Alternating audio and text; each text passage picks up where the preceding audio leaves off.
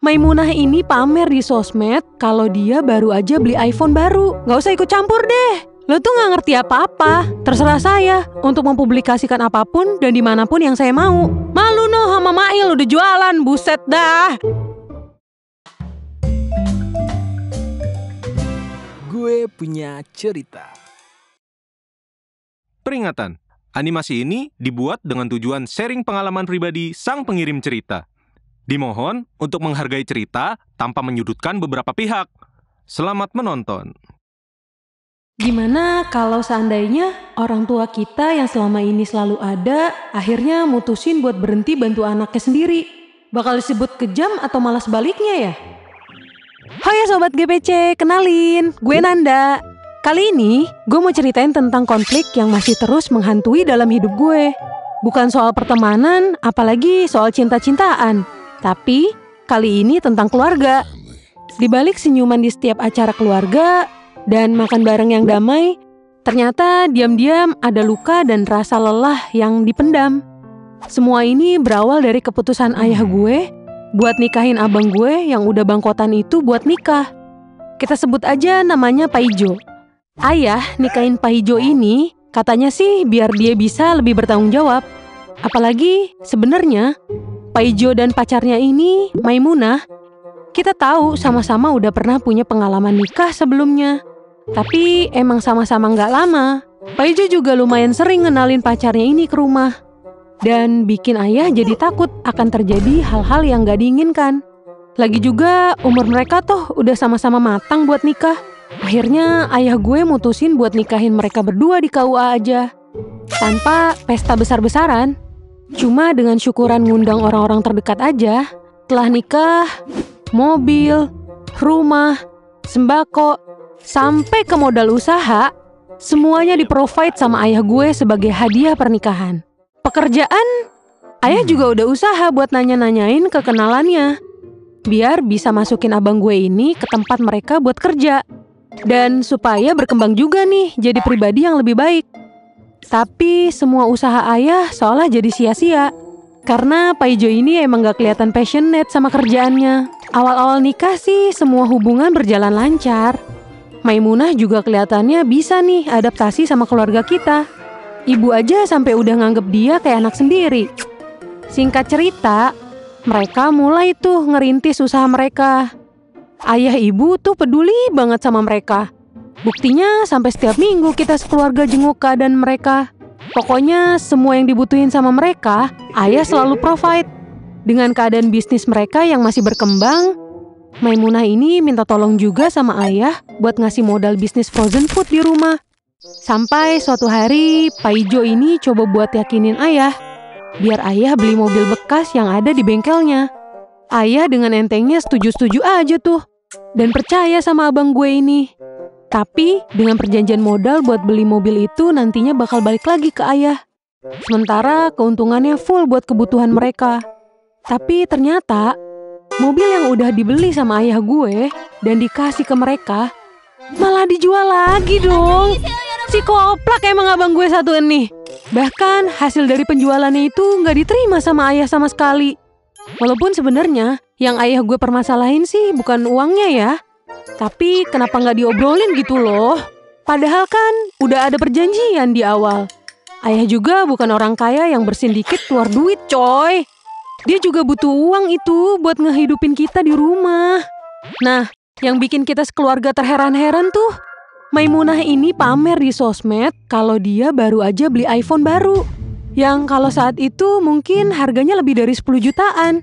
Bahkan HP kita sekeluarga aja nggak ada yang melebihi 5 juta. Udah gitu dengan bangganya dia nyebarin foto yang isinya HP baru sama struk pembeliannya cuy. Ih, sampai kelihatan tuh nominalnya. Terus pakai caption lagi. Terima kasih papi. Gue yang kayak papa pipih najes lu. Tapi perkara ini nggak sampai di situ aja guys. Ada lagi nih tingkah abang gue. Waktu itu abang gue ini ngeluh kalau mesin pompa air di rumahnya dia rusak. Dan minta tolong ayah gue buat beliin mesin yang baru. Dia bilang ke ayah, harga mesin airnya itu 10 juta. Tapi pas ayah cek sendiri mesin airnya itu, ternyata harganya bahkan gak sampai setengahnya dari yang abang gue minta. Kan emang abang gue ini aneh banget ya. Kerja nggak mau, hidup udah di-provide, tapi masih ada aja dengan gampangnya minta duit ke ayah. Kayak masih bocil aja. Malu noh sama Mail udah jualan, buset dah. Sebenarnya sih dari kecil gue juga udah merhatiin abang gue ini sering banget ngamuk kalau nggak dikasih apa yang dia mau.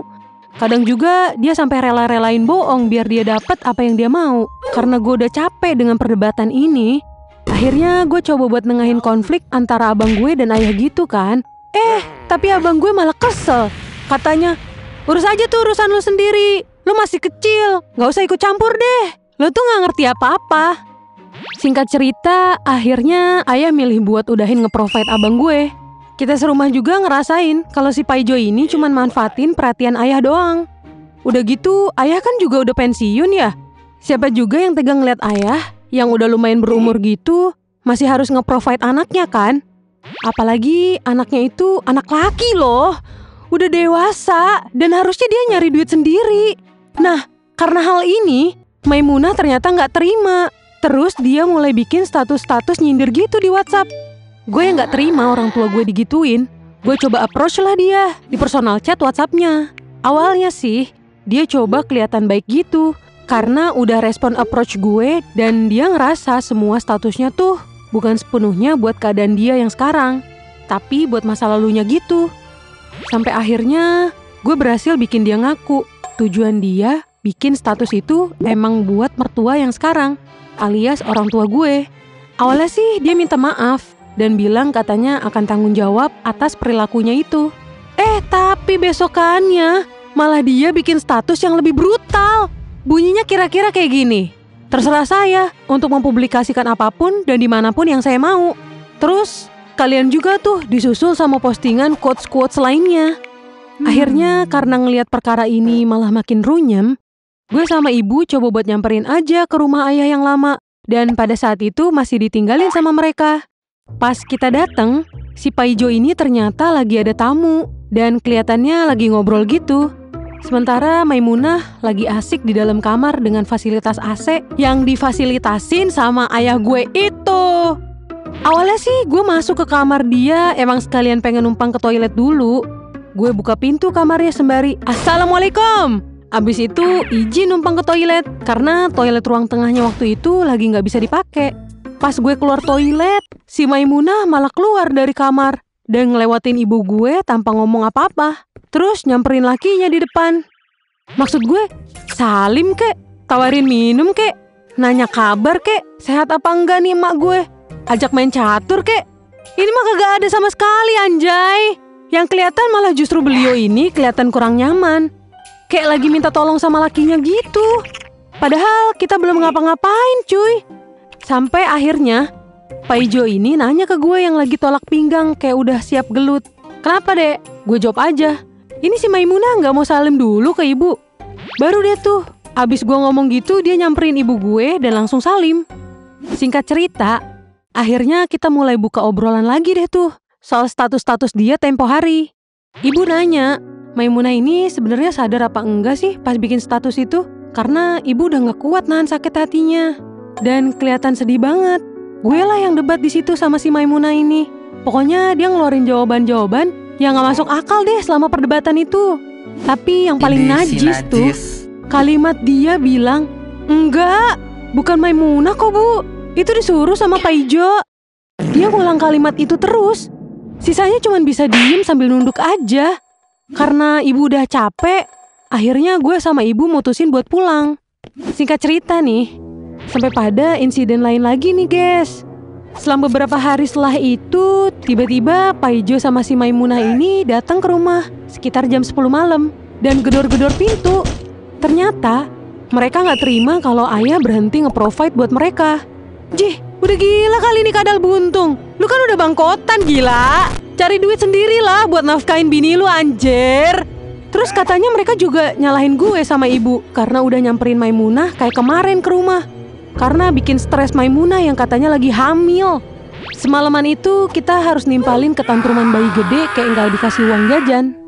Ayah dan ibu udah berusaha buat jelasin semuanya dan ngasih arahan supaya hidup mereka lebih jelas.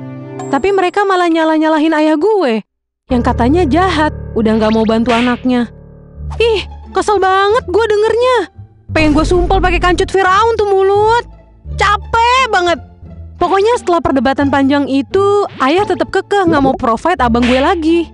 Dan mereka akhirnya pulang dengan kondisi masih tantrum dan ngancem orang tua gue gak akan bisa ketemu sama cucu yang lagi dikandung sama Maimunah ini nantinya. Gak usah, ntar gue bikinin cucu baru buat mak gue. Elah lu. Maimunah juga sampai keluar-keluar di sosmed, ngejelekin keluarga gue. Katanya kita jahat sama mereka. Bahkan sampai fitnah gue segala. Katanya gue dorong dia ke pagar lah. Padahal mah mana ada gue begitu. Kita semua udah capek banget sama ini semua. Ayah juga udah mulai muak. Sampai akhirnya beliau minta bantuan polisi buat bantu nenangin ini semua. Singkat cerita, karena mereka gak mau kasus ini malah jadi kasus pidana, mengingat ayah gue jatuhnya udah ditipu soal penjualan mobil itu, kontrak pun akhirnya dibuat yang berisi perjanjian buat mereka, terutama Maimunah, untuk berhenti ngirimin ancaman-ancaman untuk ngabisin gue, beserta penyebaran kebencian di sosmed. Abang gue juga coba konfirmasi soal ucapan Maimunah yang bilang kalau dia gak sudi mau ngenalin anaknya ke keluarga kita. Itu masih berlaku apa enggak? Dan si Maimunah Koplak ini dengan kesadaran penuh bilang, keberatan. Jadi ya udah, suka-suka lo aja dah, pada mau gimana kek. Setelah itu si Maimunah ini belum berhenti ternyata guys. Dia masih suka bikin postingan yang berisi kebencian. Akhirnya kita sekeluarga mutusin buat berhenti ngelakuin segala bentuk komunikasi dengan mereka. Paijo beberapa kali sempat reach out ke kita buat minta bantuan finansial ke ayah. Dan ngabarin kalau dia sempat mau pindah ke isekai karena udah capek hidup. Tapi kita milih buat gak pernah nanggepin lagi satupun omongan dia. Dan sekarang hidup kita sekeluarga lebih damai dan tentram. Sebagai bahan pelajaran buat orang tua dimanapun, dengan nikahin anak kalian bukan berarti akan mengubah pribadian anak tersebut jadi lebih bertanggung jawab. Tapi justru sebaliknya, anaknya harus udah bisa bertanggung jawab dulu, baru diizinin nikah. Nah, buat orang-orang yang kayak abang gue dan Maimunah ini, ke laut aja deh lu pada. Bisanya nyusahin doang sialan. Cepet-cepet tobat dah lu kata gue mah. Ya, begitulah cerita gue yang paling membekas sepanjang hidup gue guys. Semoga kalian bisa ambil pelajaran dari cerita ini ya. Menurut kalian, kalau ada anggota keluarga yang beban kayak gitu, baiknya diapain guys? Tulis di kolom komen ya. Sampai ketemu di cerita GPC lainnya.